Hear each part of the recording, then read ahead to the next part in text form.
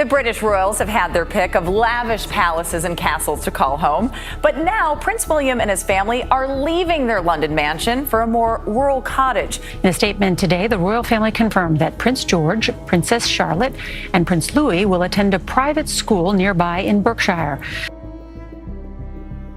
In a very shocking deviation from centuries-old British royal tradition, Prince William has moved Princess Charlotte from Buckingham Palace. Princess Charlotte is growing up so fast. The only daughter of Prince William and Kate Middleton. While royal observers struggle to understand why, William and Kate have just explained the true reason behind Charlotte's relocation from the palace. What did the Prince and Princess of Wales say? And what does it mean for the British crown? Join us as we explain the unbelievable reason behind Prince William moving Princess Charlotte from Buckingham Palace, subjecting the princess to saying goodbye to the place she has always called home. Princess Charlotte leaves Buckingham Palace. The move by Prince William and Kate Middleton to relocate their family from Buckingham Palace to Adelaide Cottage in Windsor. Tonight, Prince William and his wife Kate Middleton are getting set to move their family from Kensington Palace to a cottage on the Queen's Windsor estate outside London. Came as a surprise to many, including Princess Charlotte. According to palace sources, the relocation provided Princess Charlotte with a more private and stable environment, especially as she and Prince George began attending Lambrook School. But the move was also connected to family legacy and personal reasons. For the Cambridge family, all three children are attending the same school. It's the first day of school today at Lambrook School near Ascot. According to royal author Robert Jobson, the relocation was not merely about seeking a quieter environment. It also represented an emotional connection to Queen Elizabeth II. Her first movement happened following the passing away of Prince Philip in 2021. William felt a strong desire to be closer to his grandmother, who was also grieving at the period. The family decided Windsor was the perfect setting for them to be closer to the Queen. Thus, the decision to move was strategic and deeply personal, demonstrating William's family's commitment to their children's well-being and emotional bonds with the royal family. What he did next to support Queen Elizabeth in public, we bet you won't see coming, so keep watching. Prince William realized that moving together could offer his grandmother comfort and practical support during a time of transition for the monarchy. With Kate's support, they took the chance to be nearer to Windsor Castle, allowing their family to become part of the Queen's daily life. William and Kate offered solace in simple yet meaningful ways through frequent visits, shared meals, and regular phone calls. The move was designed to allow Queen Elizabeth regular and uninterrupted interactions with William, Kate, and her great-grandchildren, especially Charlotte, in whom the Queen had developed a special interest. Royal watchers believe that the presence of the young princess reminded her of the future. When Queen Elizabeth II eventually passed away peacefully at Balmoral Castle, that the royal palace has just informed Great Britain's Queen Elizabeth II has died today at her summer home in Balmoral, Scotland. She was 96 years old. Charlotte was the only grandchild who had spent the most precious time with her in her final months. Are you wondering how Charlotte became the Queen's favorite grandchild? To understand the story, we must mention some events surrounding Charlotte's journey into the royal family. Charlotte's interesting story began with her birth on the 2nd of May, 2015. Queen Elizabeth II instantly picked a special interest in her for reasons best known to her. For instance, she celebrated the arrival of this young princess by lighting up the London landmarks in pink and ordering a gun salute in her honor. Days later, her name was announced, Charlotte Elizabeth Diana, a tribute to her grandfather Charles, great-grandmother Queen Elizabeth, and late-grandmother Princess Diana. A few weeks later, on July 5th, Princess Charlotte's christening took place at the prestigious St. Mary Magdalene Church in Sandringham. The Archbishop of Canterbury, Justin Welby, officiated her christening. The church used water from the River Jordan, symbolizing purity and a connection to her royal lineage. This was more than just a ceremony. It was a formal induction into a centuries-old royal legacy. To everyone's amazement, her christening gown was a replica of one made for Queen Victoria's eldest daughter. Thanks to the Perth Agreement, Princess Charlotte made history as the first female royal to maintain her position in the line of succession above a younger brother. But that is not the most interesting thing about her. Her fashion and style choices will blow your mind. Charlotte's fashion and interests. Princess Kate and Princess Charlotte have won the hearts of the British people with their close bond and coordinated fashion styles. Princess Charlotte, the latest fashion icon? One Spanish dressmaker thinks so. Margarita Pato is swamped with orders from around the world for her design, after the Duchess of Cambridge photographed her daughter wearing the M&H dress. This spectacular mother-daughter duo have placed the royal family in a special spotlight. Their fashion collaboration began shortly after Charlotte's birth. Royal watchers will always remember their 2017 matching pink outfits at the Trooping the Color. The outfits set the stage for their future appearances. Over the years, they've continued this trend, wearing similar outfits at events like the Royal Carols concert in 2022 and the 2023 Easter Sunday service. Even during King Charles III's coronation, the pair wore matching accessories. It was a subtle but powerful show of their connection. Unsurprisingly, Charlotte's style choices continue to attract public interest. Princess Charlotte has already become a style influencer at 9, significantly impacting the fashion world. Her every outfit sparks public interest, leading to eager searches for the brands behind her stylish choices. If you found their matching outfits interesting, then Charlotte's influence on British buyers will surprise you. When Princess Charlotte's 6th birthday portrait was released, let's get into it. Big pop start on a Monday morning. We're going to start with Princess Charlotte. The young royal celebrated her 6th birthday over the weekend, and to mark the occasion, the family released this new photo of the little princess. Her floral dress from Rachel Riley sold out within 12 hours, setting a new record for the brand. This Charlotte effect demonstrates the public's admiration for the young princess. When she steps out in a particular outfit, it can catapult the brand into the limelight and drive sales to unprecedented heights. A prime example occurred in 2019, when 4-year-old Princess Charlotte captured hearts with her adorable Christmas look. On her way to a family lunch at Buckingham Palace, she wore La London's Nutcracker dress, a charming piece featuring a festive navy and burgundy tartan pattern, a classic Peter Pan collar, and delicate mother-of-pearl buttons. The dress perfectly embodied holiday elegance. As soon as photos of Charlotte in the dress surfaced, parents rushed to purchase it, and sales skyrocketed.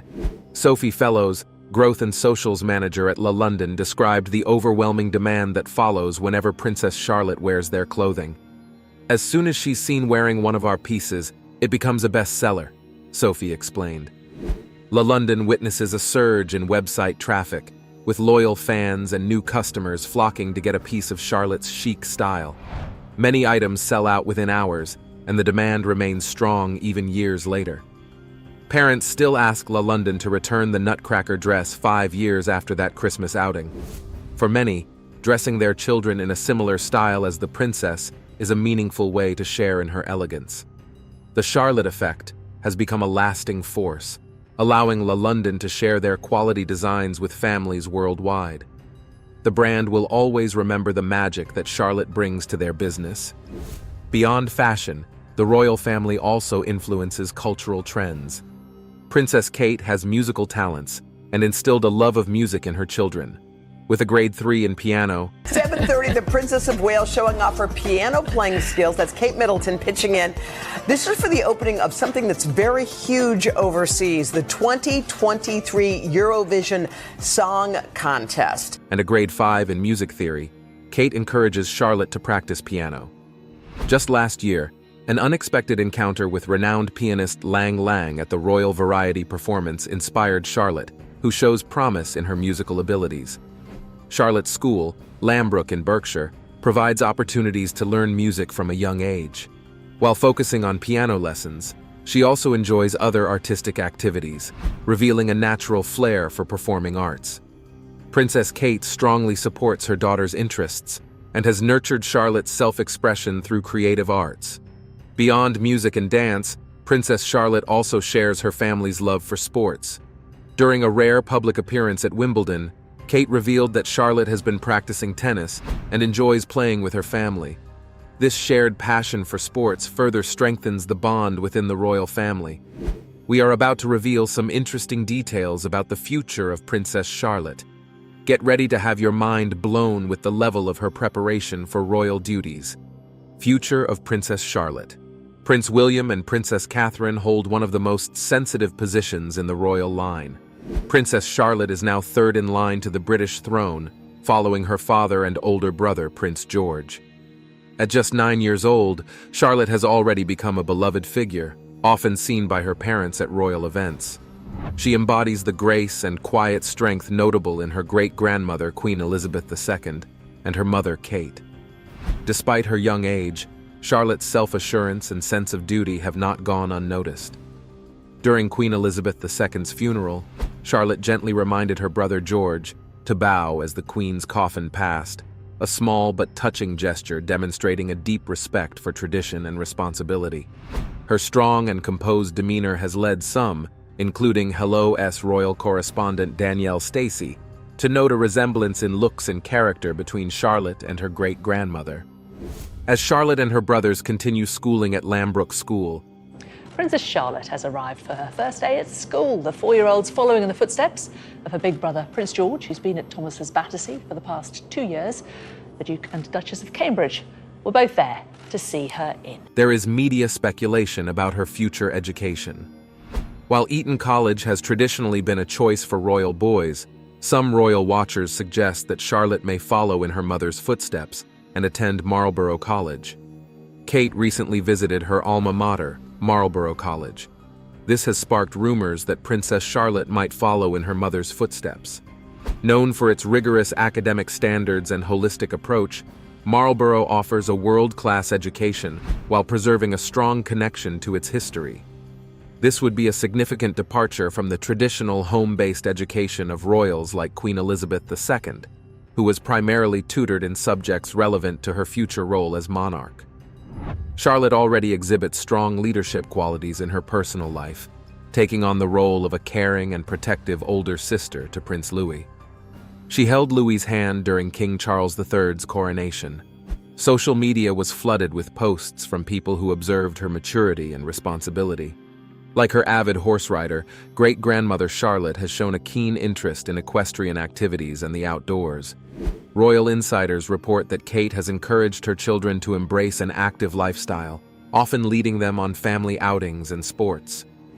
As Charlotte grows, her future holds endless possibilities. Whether she chooses to follow in the footsteps of her royal ancestors or forge her path, one thing is certain: she will make her mark on the world. Princess Charlotte and her brothers have also participated in scouting activities, fostering a love for nature and adventure. Before her passing, Queen Elizabeth II gifted Charlotte a diamond horseshoe brooch, symbolizing their shared passion for horses. Charlotte wore this special piece to the Queen's funeral, an important tribute to her great-grandmother's legacy. Princess Charlotte shows signs of the leader she might become with each public appearance. That is not all. Princess Charlotte, much like any other child, has a passion for cooking. Kate Middleton has shared stories of Charlotte often joining her siblings and mother in the kitchen to help prepare meals. One memorable moment was during the 2018 Commonwealth Big Lunch, where Charlotte and George were seen supporting their mother in making pizza dough, their hands covered in flour as they kneaded and shaped the dough. Kate has also revealed that Charlotte has special tastes, such as a love for olives. She and her siblings recently tried their hands at making cheesy pasta, each taking on specific tasks in the kitchen. Charlotte's life paints a picture of a young princess who enjoys rolling her sleeves and diving into activities she loves. Royal experts believe her royal title may change when her father, Prince William, ascends to the throne as heir. Prince George is expected to inherit the title of Prince of Wales, a role traditionally held by the eldest son. This could change Charlotte's title and position within the royal family. Surrounded by family and guided by the examples set by generations before her, Charlotte seems ready to embrace her future as a key royal family member. Poised, graceful, and grounded in tradition, Princess Charlotte, though young, is already winning the public with her personality, talents, and interests, bringing warmth and relatability to the royal family. Charlotte made a similar impression on her late great-grandmother, Queen Elizabeth II. Undoubtedly, Charlotte would be one of the best royals of our time. What are your thoughts on Princess Charlotte and William's decision to relocate her near Queen Elizabeth during her final months? It was such a heartwarming family moment that really caught the attention of royal fans everywhere. The full name of the new princess was revealed as Charlotte Elizabeth Diana. Every part of her name has a special meaning and pays tribute to influential figures in the royal family. Charlotte is a feminine form of her grandfather's name, Charles, paying homage to Prince Charles. And then there's Elizabeth, which shows how much she respects her great-grandmother, Queen Elizabeth II. Diana is a heartfelt homage to William's late mother, Princess Diana, ensuring her memory remains alive in the family.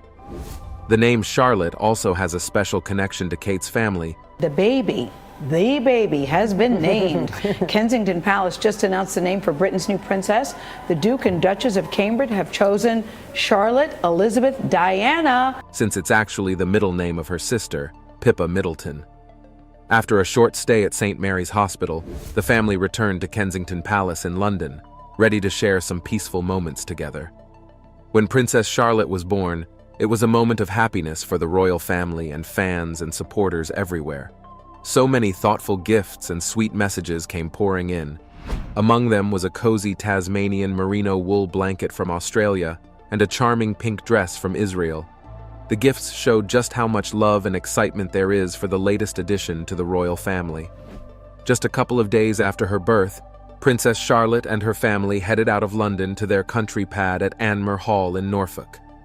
Anmer Hall, located on the Sandringham estate, provided a cozy getaway for the family to connect with their new baby girl in a tranquil and private environment. Prince William decided to take some time off from his role as an air ambulance pilot to be with his family during those special early moments. Princess Charlotte had her christening on July 5, 2015, at the lovely St. Mary Magdalene Church in Sandringham. This church is important to the royal family since it's the same place where her grandmother, Princess Diana, was baptized. The ceremony was led by Archbishop of Canterbury Justin Welby. While it was a private family event, the then Duke and Duchess of Cambridge made a thoughtful move by inviting the public to join the celebration from a nearby field. The event was a stunning, classic royal affair. Princess Charlotte rocked a christening gown that was a throwback to the one created for Queen Victoria's eldest daughter in 1841. Kate casually pushed her daughter in a pram on their way to church, while William and George strolled beside them, capturing that classic royal family vibe. Princess Charlotte's christening, the royal family leaving the church there on the Sandringham estate. Hundreds of well-wishers have turned out today. Having her close family around, like her grandparents, King Charles III, back when he was Prince Charles, and Carol and Michael Middleton, really added to the specialness of the day. The media and everyone else have been very interested in Princess Charlotte's life right from her birth and christening, and that curiosity hasn't faded. From her earliest days, she stole the spotlight, winning over fans with every little moment she shared. Her parents have always been super mindful about keeping her and her siblings away from the crazy media spotlight, making sure they can enjoy a pretty normal childhood, even with their royal background. Whenever the family went to official royal events or public outings, Charlotte's delightful charm and vibrant personality shone through. Even as a little kid, Princess Charlotte already made her mark in history. She's the first British princess to outrank her younger brother in the line of succession, thanks to some changes in the laws. This makes her a real symbol of modernity for the monarchy.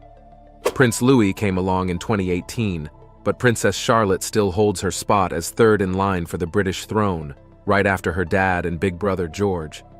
Over the years, Charlotte has been in the spotlight, but her childhood was all about love, family, and those cherished traditions. Princess Charlotte's arrival kicked off a fresh chapter for the royal family, and her early years were packed with adorable moments that everyone was excited to watch unfold. These days, she's still a cherished part of the British royal family, showcasing the grace, charm, and strength that have always been a hallmark of her lineage. Let's look at Charlotte's fashion sense next. Princess Charlotte's fashion sense. From the beginning, Princess Charlotte has captured the hearts of millions with her natural charm and style. As the fourth in line to the British throne when she was born, Charlotte was immediately thrust into the spotlight, and it didn't take long for her to become a household name. While many are drawn to her royal status, others can't help but notice her incredible fashion sense, even as a toddler. Charlotte's early years were filled with public appearances that gave the world a glimpse into her life, and her outfits never failed to impress. Princess Charlotte, the latest fashion icon? One Spanish dressmaker thinks so. Margarita Pato is swamped with orders from around the world for her design, after the Duchess of Cambridge photographed her daughter wearing the M&H dress. Whether attending a family event, a royal engagement, or just being out and about with her parents, her attire always seemed to steal the show. In fact, it's safe to say that the Charlotte effect quickly became a thing. Designers and brands noticed that anything she wore would sell out almost immediately after she was photographed in it. From her adorable little coats to her elegant dresses, everything seemed to be in high demand. One of Charlotte's most iconic early outfits came during her appearance at her brother Prince Louis's christening in 2018. Dressed in a simple yet beautifully tailored blue dress with matching shoes, she stole the show. It was the perfect blend of classic royal fashion with a touch of childhood whimsy. And it wasn't just about the clothes. Her adorable wave to the crowd showed off her budding confidence and charm. That day, many people realized that this little princess had a unique presence. Charlotte's wardrobe choices often reflect traditional British styles, paying homage to classic children's fashion. Floral prints, Peter Pan collars, and knit cardigans have become signature looks for her. She's been seen sporting everything from pretty dresses to smart little blazers, always with a polished, age-appropriate touch. Her clothing choices might be simple, but they're carefully curated to make a statement. Even at a young age, she's already setting trends and influencing children's fashion worldwide. Beyond her dresses and coats, Charlotte has a keen eye for accessories too. She's been seen wearing stylish headbands, bows, and hats that complement her outfits perfectly. One of her most talked about accessories is a little pink backpack she was spotted with on her first day of school. Princess Charlotte sported a lovely pink and red outfit today for her first day of nursery school. She's the 2-year-old daughter, of course, of Prince William and his wife, Kate Middleton. This cute yet functional piece became an instant hit with parents and children alike, leading to a surge in sales for similar backpacks. Jewelry has also become part of Charlotte's growing fashion repertoire. Her great-grandmother, Queen Elizabeth II, gifted her a diamond-studded horseshoe brooch, symbolizing the Queen's love for horses and a nod to the royal family's long-standing passion for equestrian activities. Though Charlotte is still young, it's clear that she's being introduced to the royal jewelry collection early, with pieces like this brooch adding a touch of elegance to her outfits. It's not just the fashion industry keeping an eye on Princess Charlotte. Her shoes, in particular, have caught the attention of style watchers. From traditional Mary Janes to fashionable ankle boots, her footwear has become as much of a talking point as her clothes. Many fans have noted that her shoe choices are often practical but always stylish, balancing comfort with fashion to fit her active lifestyle. As she continues to grow, so does her sense of style. Charlotte's fashion evolution mirrors her journey through childhood. With each public appearance, she gives a glimpse of her personality through her clothing choices. She might be playing with her brothers at an outdoor event or attending a formal royal engagement, but she always looks the part, whatever the occasion. Her parents, Prince William and Catherine, have done an excellent job of ensuring that Charlotte's clothing reflects her youthful energy while maintaining a level of sophistication that befits her royal status. It's clear that while Charlotte is growing up in the public eye, she can express her individuality through her fashion choices. And while many of her outfits are undoubtedly picked out by her parents, there's no doubt that Charlotte is already developing her taste in clothing. Princess Charlotte's style has even caught the attention of major fashion publications. She's been labeled a mini-style icon by various outlets, and her influence on children's fashion has been well documented. Princess Charlotte's gown was beautiful and delicate, but it was also a traditional choice. Royal reporter Natalie Oliveri told 9 Honey, "It's a coronation tradition for female members of the royal family to wear white." Whether she's photographed wearing a floral dress or a pair of wellies, her look has a certain magic that resonates with people worldwide. In addition to her style, Charlotte's personality shines through in how she carries herself. She's often seen with a cheeky smile or confident stride, which only adds to her charm. Her playful yet poised demeanor makes her all the more endearing, and her fashion sense only adds to the overall picture of this young royal who is already leaving a mark on the world. While she's still young, it's clear that Princess Charlotte is already a trendsetter in her own right. Her outfits are meticulously chosen, but they never feel over the top or too mature for her age. She has mastered the art of looking polished while still maintaining the innocence and playfulness of childhood. As she grows, it will be exciting to see how her fashion sense evolves and continues influencing the world of children's fashion. For now, one thing is certain: Princess Charlotte's fashion game is strong and only improving. Fans and fashion enthusiasts will undoubtedly keep a close eye on her wardrobe choices for years to come, waiting to see what this little style icon wears next. You don't want to miss the final scene. How being royalty has contributed to Princess Charlotte's net worth. When you picture royalty, you probably imagine grand palaces, opulence, and wealth. Even at her young age, Princess Charlotte is already enjoying the perks of being a royal. Being the second child of Prince William and Kate Middleton, she came into the world as part of one of the most well-known and affluent families globally. Her estimated net worth is a staggering $5 billion, which makes her the richest kid in the world. A lot of her wealth comes from being part of the royal family and all the perks that come along with that lifestyle. One of the main reasons Princess Charlotte has such a significant fortune. While attending the Christmas morning service in Sandringham on December 25th, Princess Charlotte had an adorable interaction with her cousin Mia Tyndall that is now going viral. Is her family's impressive array of royal estates and properties. The British royal family has some amazing historic properties in their collection, including Buckingham Palace, Sandringham Estate, and Balmoral Castle. Even though Princess Charlotte doesn't own any of these places, she gets to soak up all the luxury and prestige they bring. Kensington Palace is what she calls home with her family, and it's just one of the many gorgeous places they get to enjoy. As she gets older, these estates will keep being crucial in her life, offering a cozy vibe and a rich sense of history and tradition. So, a big chunk of Princess Charlotte's future fortune is linked to the Duchy of Cornwall. Her dad, Prince William, inherited it when he took on the title of Prince of Wales. The duchy is a private estate that brings in cash for the heir to the throne and is worth more than £1 billion. With this consistent income, she's set for a solid financial future. Plus, as her dad climbs the ranks in the royal family, her slice of that wealth is bound to grow too. Besides the royal estates, Charlotte is also set to benefit from many royal trusts and funds. So it turns out that these financial setups are designed to keep the royal family financially secure for many generations ahead.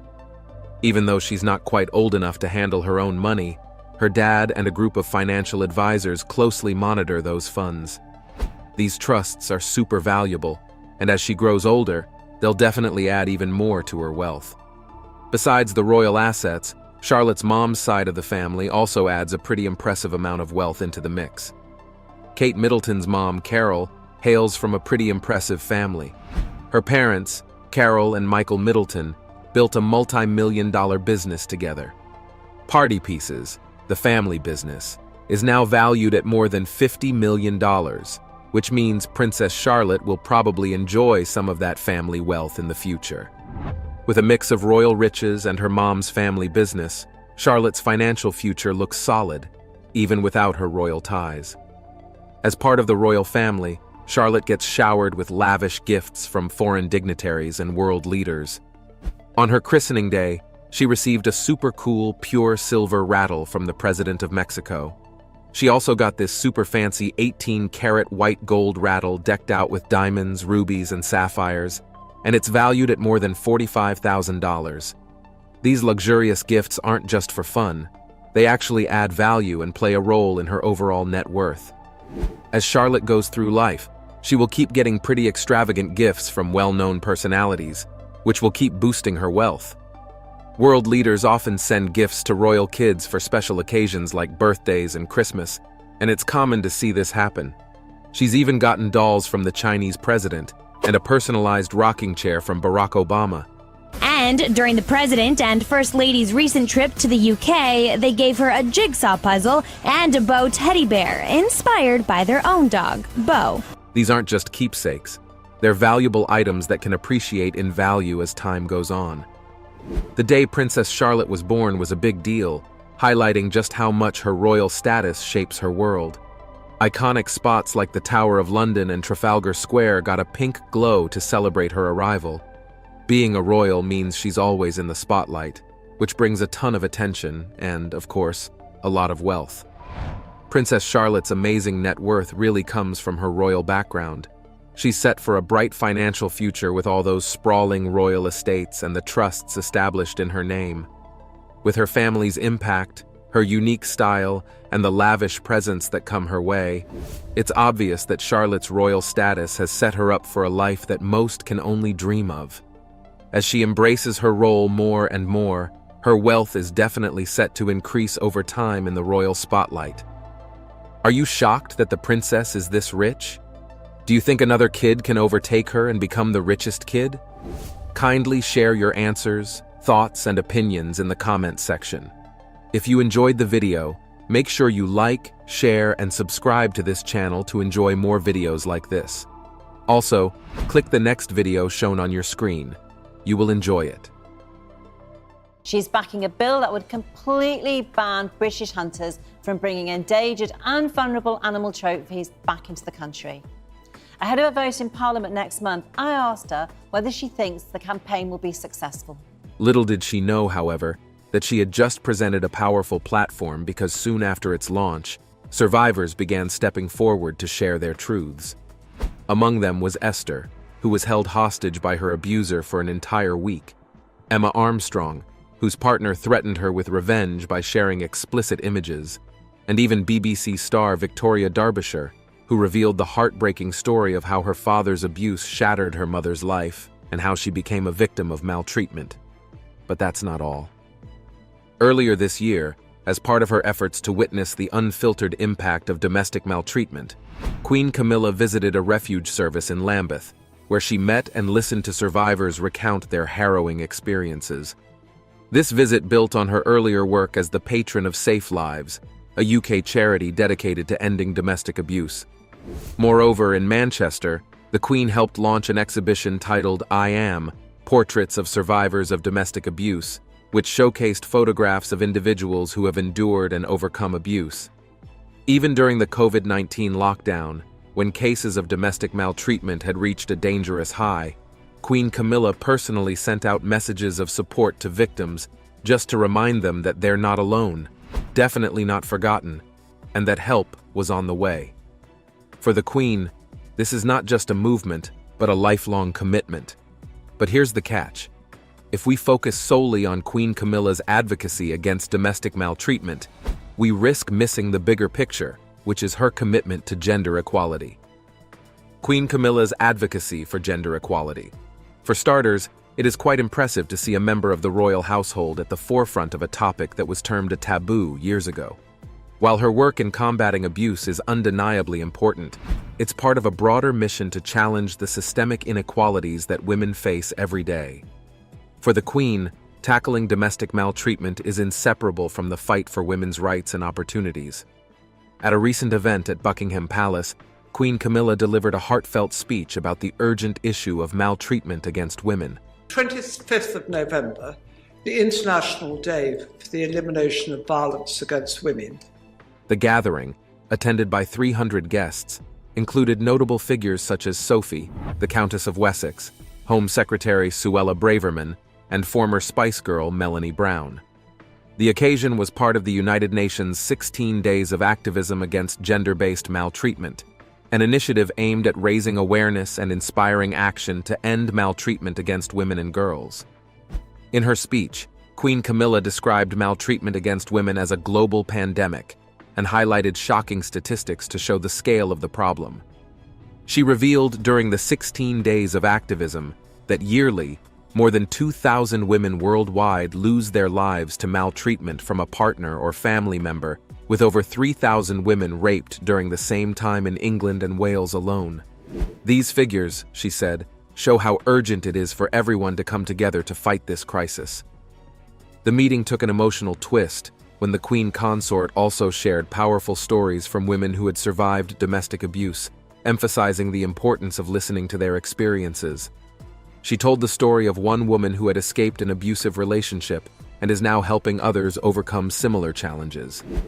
This, Queen Camilla said, is a powerful reminder of how survivors can inspire change and create hope for the future.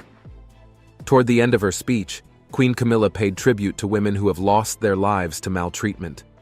She urged the audience to remember their names and stories, reminding everyone that behind every statistic is a real person whose life was tragically cut short. Her speech was a passionate call for action, a tribute to victims, and a powerful reminder of the need to end maltreatment against women once and for all.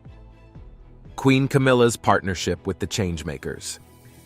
Queen Camilla is deeply committed to raising awareness about domestic maltreatment and its significant impact on young people.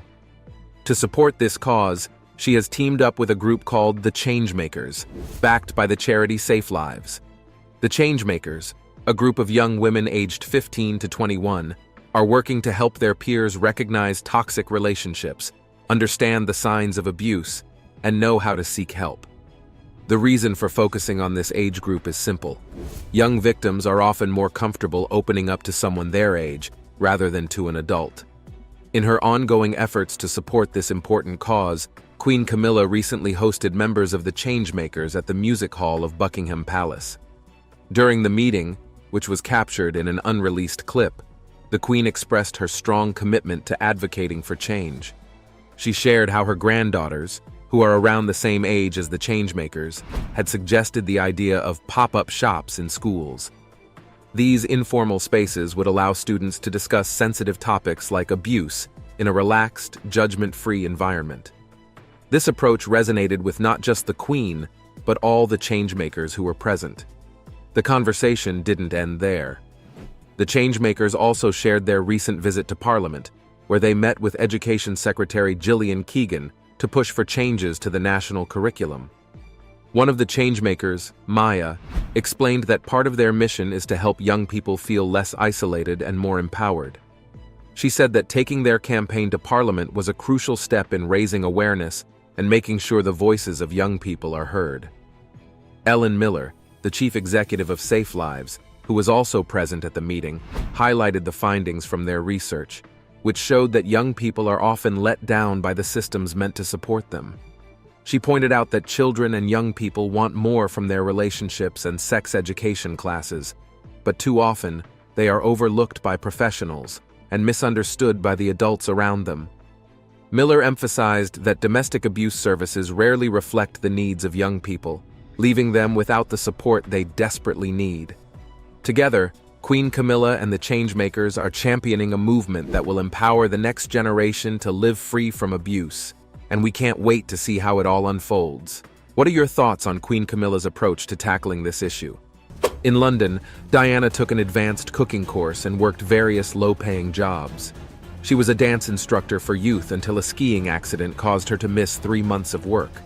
Then, she worked as a playgroup preschool assistant, did cleaning for her sister Sarah, and acted as a hostess at parties.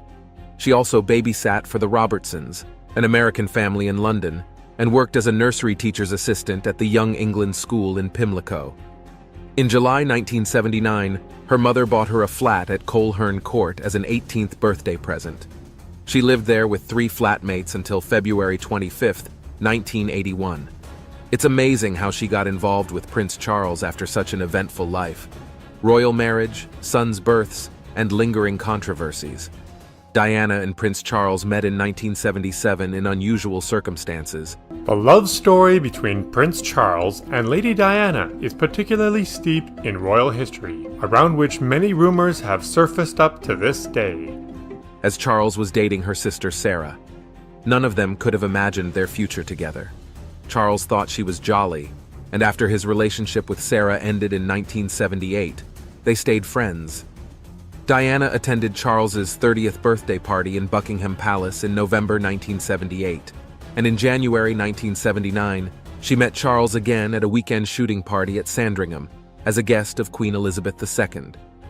Later in the summer of 1980, Diana and Prince Charles met again at a house party hosted by her friend Philip de Pass in New Grove. After observing her shy nature and wise way of speaking, Charles considered her a potential girlfriend, despite their 13-year age gap. While sitting on a bale of hay at a post-polo barbecue, Diana sympathized with Charles over the loss of his great-uncle, Lord Mountbatten. Her comforting words struck a nerve, and he decided to pursue a relationship with her. It's always easy to be smart in hindsight, but when you look at this couple's soap opera of body language throughout their marriage and before their marriage. Did her words make him fall in love? Don't miss the next scene where things get even more interesting. After this, Prince was keen to spend more time with Diana, and he invited her to Balmoral to join him and a group of friends there for a summer holiday. This delighted Diana in no small measure, as she was beginning to adore Charles. After meeting about 13 times, Prince Charles proposed to Diana. He was said to be largely influenced by his father, Prince Philip, who TD'd him in a memo to stop playing the field and get married. His father had said, "You either marry this girl or let her go." Being confused as ever, he took this to mean that his father wanted her to marry Diana, and he proposed to her on February 3, 1981, after a few months of dating at Windsor Castle. Diana was so surprised that she first thought it a joke, but it was real. Prince Charles was damn serious. The formal engagement press call was on February 24, 1981, when after Beijing asked by reporters if they are in love, Diana had replied with certainty while Charles had said, "Whatever in love means." In March 1981, Charles flew to Australia and New Zealand for 5 weeks, leaving his newly betrothed behind. She's spotted crying at Heathrow Airport upon his departure, not because she is sad, but because before he left, he had taken a phone call with Camilla Parker Bowles, his ex. Notwithstanding all these, they got married on July 39, 1981 at St. Paul's Cathedral, with 2,650 guests, and a television audience of around 750 million people watching. Charles was wary of going through with the marriage, but he didn't want to let the royal family down. And to us, she was the people's princess. But to William and Harry, she was simply the best mom in the world. This secluded house in Wiltshire belongs to Camilla Parker Bowles, and it's not very far from Highgrove, Prince Charles's country retreat. Who truly lived the royal dream, Princess Diana or Queen Camilla? Their homes tell captivating stories of love, loss, and life away from the spotlight. From Diana's childhood at Park House to her years at Kensington Palace, and Camilla's peaceful retreat at Ray Mill House, each home holds a unique place in their lives. With their rivalry over King Charles, how do their houses compare? Which one is more luxurious? In this video, we'll take a look at the homes of Princess Diana and Queen Camilla to find out. Princess Diana's houses. First off, did you know that even before marrying into the royal family, Princess Diana already had access to some truly spectacular homes? The places she lived in before her wedding to Prince Charles were just as impressive as those she moved into afterward. Over the years, Diana, the Princess of Wales, called several stunning properties home. From estates connected to both sides of her family to a London flat and even royal residences, her homes tell an incredible story of her life. Lady Diana Spencer was born in July 1961 at Park House, a charming home located on the royal family's Sandringham estate in Norfolk, England. Who owned this house? What was Princess Diana's life like inside the house? Stay tuned, the most interesting part is still ahead. Park House was the family home of Diana's mother, Frances. Interestingly, Frances's mother had been a lady-in-waiting to the Queen Mother. Park House itself has a fascinating history. It was built in 1863 by the future King Edward VII, just a year after he acquired Sandringham. The 10-bedroom Victorian home was originally constructed for Sir William Knollys, who was the comptroller of Edward's household at the time. Diana lived at Park House until 1976, when her father inherited Althorp House, the Spencer family's grand estate near Northampton. In Diana, a portrait by Rosalind Coward, Diana's brother, Charles Spencer, fondly described their childhood home. He called it the best place to grow up, and shared how wonderful it was to have a huge garden, a swimming pool, and a tennis court. He said that it was a very lovely environment for anyone to grow up in, and that they didn't realize how lucky they were. Here and do something useful for Diana, and I decided the first thing that needed to be done was to find somebody to write and deliver the eulogy. After Diana's family moved out, Park House was later transformed into a hotel designed to cater to disabled guests. Sadly, the charity running it had to stop operations in 2020. At just 14 years old, Diana moved to Althorp House with her family.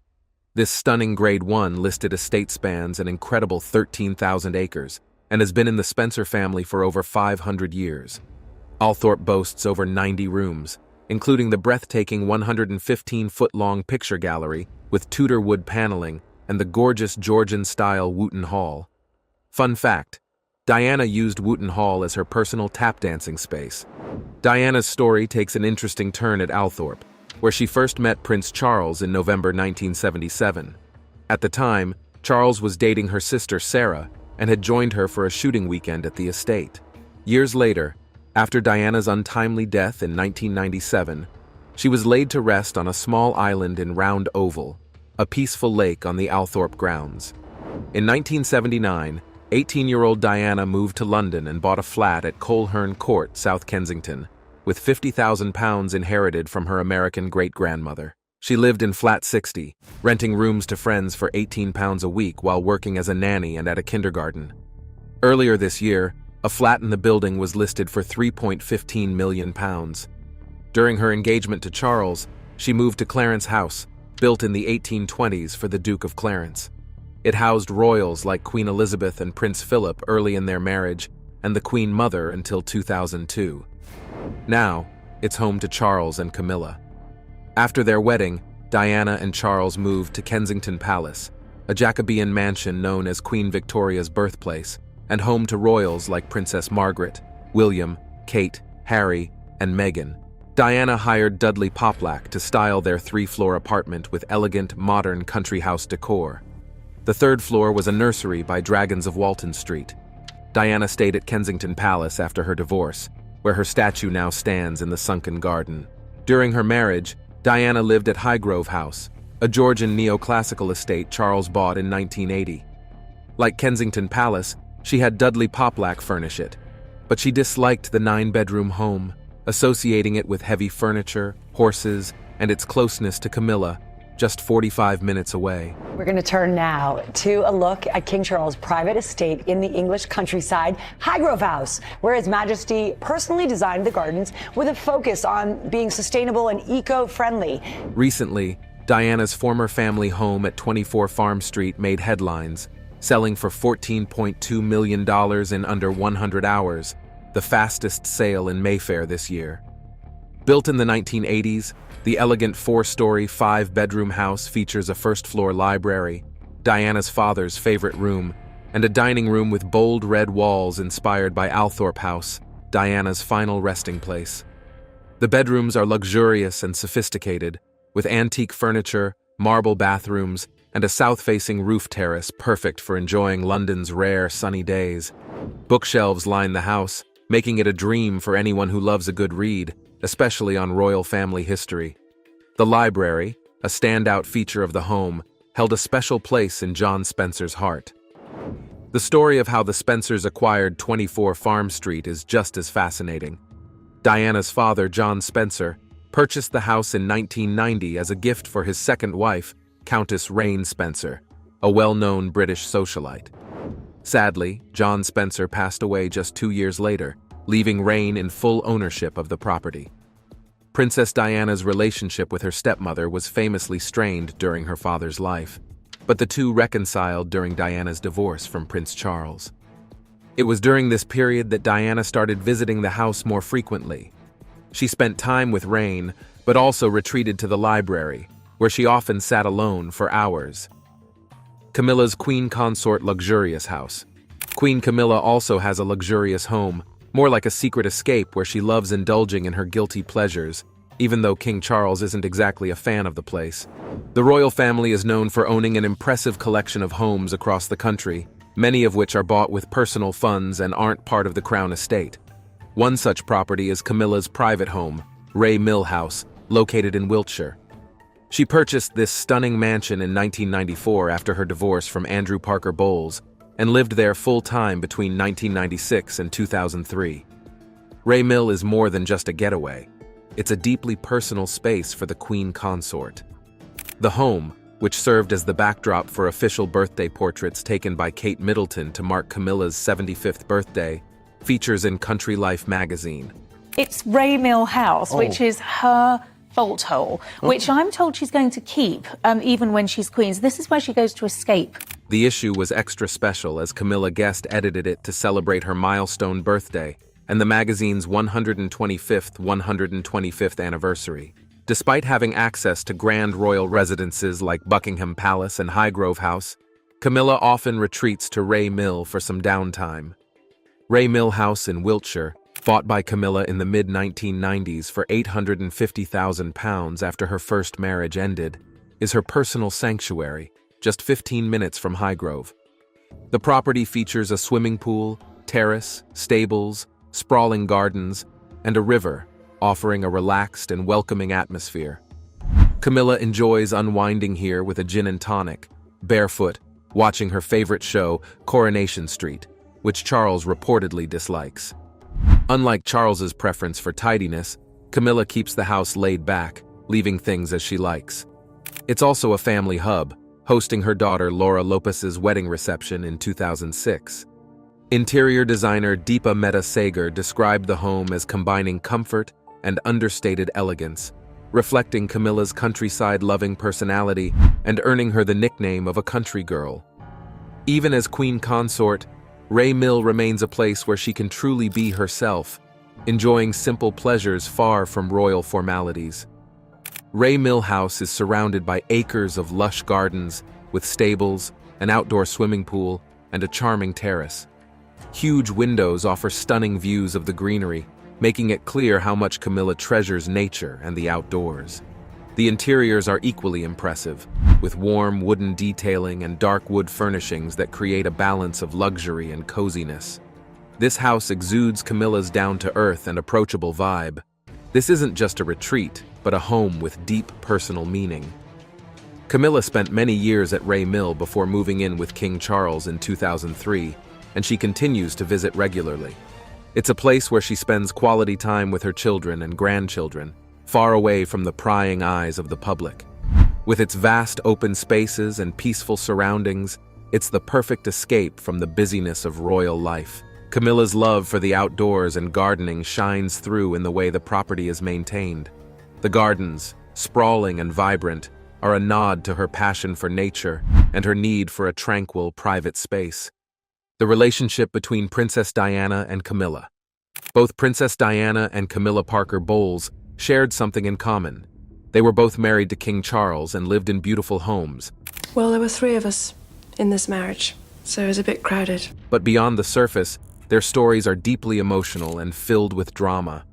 The love triangle between Diana, Charles, and Camilla is one of the most gripping chapters in royal history and has even been explored in The Crown.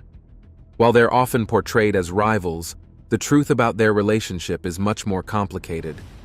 Charles had dated Camilla before her marriage to Andrew Parker Bowles, and their connection didn't end there. Even while married to Andrew, Camilla reportedly continued her relationship with Charles well into the late 1970s. It's very rare for Camilla to speak openly about how she feels about when she was very intensely criticised and scrutinised, and she really was. For many years, she was reviled. Interestingly, Andrew seemed aware of it and didn't appear to object. How did this end? Was Camilla Charles' first wife? You're at the edge of your seat and it's about to get even better. Charles and Diana's whirlwind romance changed everything. Early on, Diana was on friendly terms with Camilla, often visiting her home, Bolahide Manor, and helping with her children. At 19, Diana looked up to Camilla, who was 14 years older and acted as a mentor. They even supported Charles together at a race, with Camilla helping Diana adjust to public life. The friendship continued as Diana and Charles grew serious. After their 1981 engagement, Camilla invited Diana to lunch, where they laughed and gossiped, but Diana later suspected Camilla was trying to figure out when she could meet Charles alone. Before the wedding, cracks began to show. Diana became uneasy about Charles and Camilla's bond, especially after finding a bracelet Charles had gifted Camilla, engraved with initials linked to their private nicknames. This discovery deeply hurt Diana and fueled her suspicions. But I was actually crying out because I wanted to get better in order to go forward and continue my duty and my role as wife, mother, Princess of Wales. Things didn't get better after the wedding. On their honeymoon, Diana was reportedly devastated to find a photo of Camilla tucked into Charles's diary. In the early years of Diana's marriage to Charles, Camilla kept her distance. Reports suggest she avoided events where the royal couple would be present, but by the mid-1980s, Diana became convinced that Charles had rekindled his romance with Camilla. One striking moment came in 1989, when Diana surprised Charles and his friends at a party for Camilla's sister. It was there that Diana confronted Camilla, making it clear she wasn't happy.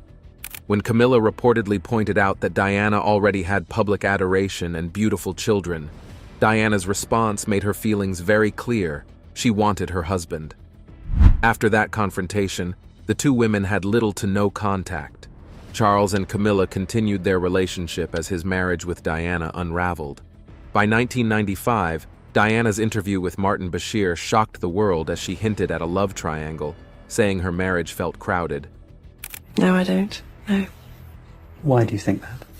I'd like to be a queen of people's hearts, in people's hearts. But I don't see myself being queen of this country. A year earlier, Charles admitted to his affair, calling his marriage to Diana irretrievably broken.